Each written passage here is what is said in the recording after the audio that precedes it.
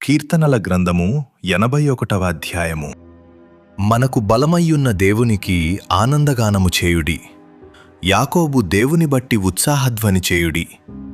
కీర్తన ఎత్తుడి, గిలక తప్పెట పట్టుకొనుడి.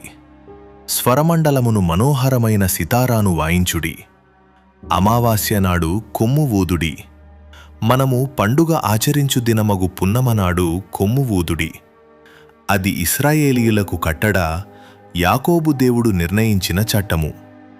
ఆయన ఐగుప్తు దేశ సంచారము చేసినప్పుడు యోసేపు సంతతికి సాక్ష్యముగా దానిని నియమించెను. అక్కడ నేనెరుగని భాష వింటిని. వారి భుజము నుండి నేను బరువును దింపగా, వారి చేతులు మోతగంపల నెత్తకుండా విడుదల పొందెను. ఆపత్కాలమునందు నీవు మొర్రపెట్టగా, నేను నిన్ను విడిపించితిని, ఉరుముదాగు చోటులో నుండి నీకు ఉత్తరమిచ్చితిని. మెరీబా జలముల యొద్ద నిన్ను శోధించితిని. నా ప్రజలారా, ఆలకింపుడి, నేను మీకు సంగతి తెలియచేతును.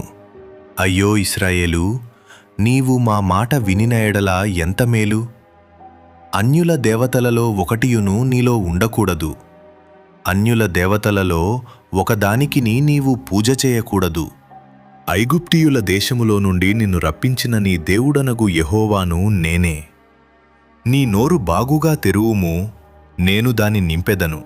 అయినను నా ప్రజలు నా మాట ఆలకింపకపోయిరి, ఇశ్రాయేలీయులు నా మాట వినకపోయిరి. కాబట్టి వారు తమ స్వకీయాలోచనలను బట్టి నడుచుకొనున్నట్లు వారి హృదయ కాఠిన్యమునకు నేను వారినప్పగించితిని.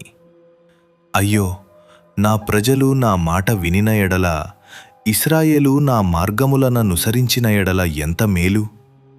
అప్పుడు నేను వేగిరమే వారి శత్రువులను అనగద్రొక్కుదును, వారి విరోధులను కొట్టుదును.